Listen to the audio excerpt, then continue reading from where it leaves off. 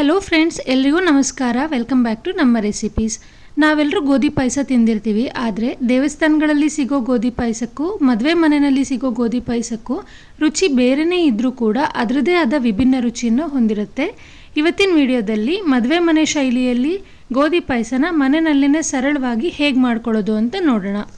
ನಾನು ತೋರಿಸ್ತಿರೋ ಬೌಲಲ್ಲೇ ಎಲ್ಲ ಪದಾರ್ಥಗಳನ್ನು ಅಳತೆ ಮಾಡ್ಕೊಳ್ಳೋದು. ಹಾಗೆಯೇ ಈ ಪಾಯಸಕ್ಕೆ ಹೆಸರೇ ಹೇಳ್ತಿರೋ ಹಾಗೆ ಮುಖ್ಯವಾಗಿ ಬೇಕಿರುವಂಥದ್ದು ಗೋಧಿ ನುಚ್ಚು. ಈ ಬೌಲಲ್ಲಿ 1 ಬೌಲಷ್ಟು ಗೋಧಿ ನುಚ್ಚನ್ನ ತಗೊಳ್ತಾ ಇದ್ದೀನಿ. ಗೋಧಿ ನುಚ್ಚು ಸಾಮಾನ್ಯವಾಗಿ ಎಲ್ಲ ರೇಷನ್ ಅಂಗಡಿಗಳಲ್ಲೂ ಸುಲಭವಾಗಿ ಸಿಗುತ್ತೆ. ಪಾಯಸದ ನುಚ್ಚು ಅಂತ ಕೇಳಿದ್ರೆ ಕೊಡ್ತಾರೆ, ಅಥವಾ ಗೋಧಿ ನುಚ್ಚು ಅಂತ ಕೇಳಿದ್ರೂ ಕೊಡ್ತಾರೆ. ಇದು ನೋಡಲಿಕ್ಕೆ ಈ ಥರ ದಪ್ಪವಾಗಿರುತ್ತೆ. ಈ ಗೋಧಿ ನುಚ್ಚನ್ನು ಬಳಸೋದಕ್ಕೆ ಮುಂಚೆ ನೆನೆಸಿಟ್ಟಿರಬೇಕು.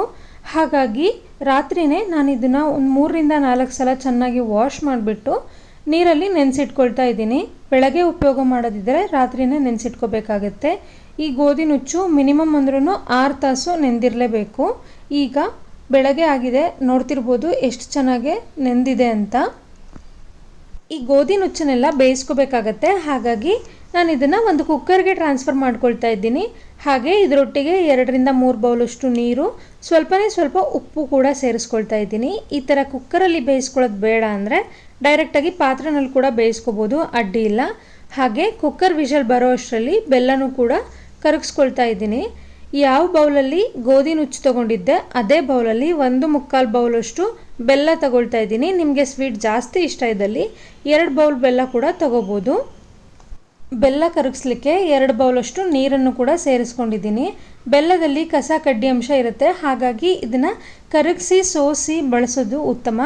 ಒಂದು ಮಿಕ್ಸಿ ಜಾರಿಗೆ ಒಂದು 15 ರಿಂದ 20 ಬಾದಾಮಿ, ಗೋಡಂಬಿ ಹಾಗೆ 1 ಬೌಲಷ್ಟು ಒಣ ಕೊಬ್ಬರಿ, ಈ 3ನ್ನೂ ಸೇರಿಸ್ಕೊಂಡು ತರತರಿಯಾಗಿ ಪುಡಿ ಮಾಡ್ಕೊಂಡಿದ್ದೀನಿ. ಇದನ್ನು ಇದೇ ಥರ ಪುಡಿ ಮಾಡ್ಕೋಬೇಕು, ನೈಸಾಗಿ ಪುಡಿ ಮಾಡಬಾರ್ದು. ಈ ಥರ ತರತರಿಯಾಗಿದ್ದರೆ ಆ ಬಾದಾಮಿ ಗೋಡಂಬಿ ತಿನ್ನುವಾಗ ಬಾಯಿಗೆ ಸಿಕ್ಕರೆ ಚೆನ್ನಾಗಿ ಅನಿಸುತ್ತೆ. ಈ ಪೌಡರ್ನ ಪಕ್ಕಕ್ಕೆ ಎತ್ತಿಟ್ಕೊಳ್ತಾ ಇದ್ದೀನಿ. ಹಾಗೆ ಕುಕ್ಕರ್ ಪ್ರೆಷರ್ ಕೂಡ ರಿಲೀಸ್ ಆಗಿದೆ. ಗೋಧಿ ನುಚ್ಚು ಕೂಡ ಸಾಫ್ಟಾಗೆ ಬೆಂದಿದೆ. ಈಗ ನೆಕ್ಸ್ಟ್ ಸ್ಟೆಪ್ಪು, ಈ ಬೆಂದಿರೋ ಮಿಶ್ರಣನ ನಾವು ಯಾವ ಪಾತ್ರೆಯಲ್ಲಿ ಪಾಯಸ ಮಾಡ್ತೀವೋ ಆ ಪಾತ್ರೆಗೆ ಟ್ರಾನ್ಸ್ಫರ್ ಮಾಡ್ಕೊಳ್ಳೋದು. ನೀವೇನಾದರೂ ಪಾತ್ರೆಯಲ್ಲಿ ಮಾಡ್ಕೊಳ್ತಾ ಇದ್ದರೆ ಅದಕ್ಕೆ ಸ್ವಲ್ಪ ತಳಕ್ಕೆ ಎಣ್ಣೆ ಸವರ್ಕೊಳ್ಳಿ. ನಾನಿಲ್ಲಿ ನಾನ್ ಸ್ಟಿಕ್ ಕಡಾಯಿನಲ್ಲಿ ಪಾಯಸ ಮಾಡ್ತಿರೋದ್ರಿಂದ ಎಣ್ಣೆ ಏನೂ ಸವರಿಲ್ಲ. ಇದರೊಟ್ಟಿಗೆ ಬೆಲ್ಲನೂ ಕೂಡ ಸೇರಿಸ್ಕೋಬೇಕಾಗತ್ತೆ. ಹಾಗಾಗಿ ನಾವು ಮೊದಲೇ ಕರಗಿಸಿಟ್ಕೊಂಡಿದ್ದಂತಹ ಬೆಲ್ಲನ ಶೋಧಿಸ್ಕೊಂಡು ಸೇರಿಸ್ಕೊಳ್ತಾ ಇದ್ದೀನಿ. ಈ ಗೋಧಿ ನುಚ್ಚು ಹಾಗೆಯೇ ಬೆಲ್ಲ ಎರಡೂ ಕೂಡ ಚೆನ್ನಾಗಿ ಹೊಂದ್ಕೋಬೇಕು, ಅಲ್ಲಿವರೆಗೂ ಇದನ್ನು ಬೇಯಿಸ್ಬೇಕಾಗತ್ತೆ. ಈಗ ಬೆಲ್ಲ ಶೋಧಿಸ್ಕೊಂಡಿದ್ದು ಆಯಿತು. ನೋಡ್ತಿರ್ಬೋದು ಜರಡಿನಲ್ಲಿ ಸ್ವಲ್ಪನೂ ಕೂಡ ಕಸ ಇಲ್ಲ.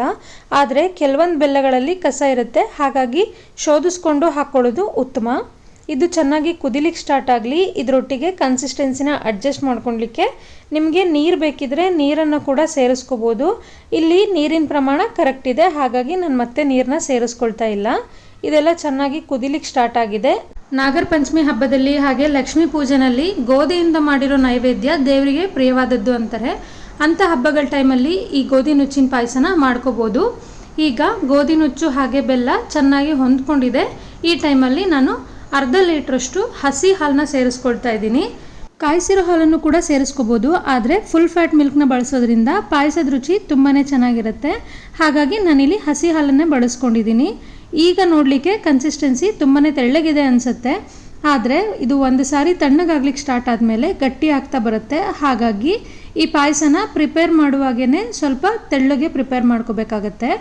ಇದರೊಟ್ಟಿಗೆ ನಾನು ಮೊದಲೇ ಪುಡಿ ಮಾಡಿಟ್ಕೊಂಡಿದ್ದಂತಹ ಡ್ರೈ ಫ್ರೂಟ್ಸ್ ಮಿಶ್ರಣನೂ ಕೂಡ ಸೇರಿಸ್ಕೊಂಡಿದ್ದೀನಿ. ಹಾಗೆ ಈ ಪಾಯಸಕ್ಕೆ ಸೀಕ್ರೆಟ್ ಇಂಗ್ರೀಡಿಯೆಂಟ್ ಅಂದರೆ ಬಾದಾಮಿ ಪೌಡರು, ಅದನ್ನು ಕೂಡ 2 ಸ್ಪೂನಷ್ಟು ಸೇರಿಸ್ಕೊಂಡಿದ್ದೀನಿ. ಬಾದಾಮಿ ಪೌಡರ್ ಹಾಕೋದ್ರಿಂದನೇ ಪಾಯಸ ಮದುವೆ ಮನೆ ರುಚಿಯಲ್ಲಿ ಬರೋದು. ಹಾಗೆ ಕೂಡ ಮಾಡ್ಕೋಬೋದು, ಆದರೆ ಮದುವೆ ಮನೆ ರುಚಿನಲ್ಲೇ ಪಾಯಸ ಬೇಕು ಅಂದರೆ ಈ ಇಂಗ್ರೀಡಿಯೆಂಟ್ನ ಮಿಸ್ ಮಾಡದೆ ಹಾಕಿ. ಈಗ ಇದು ಕುದಿಲಿಕ್ಕೆ ಸ್ಟಾರ್ಟ್ ಆಗಿದೆ.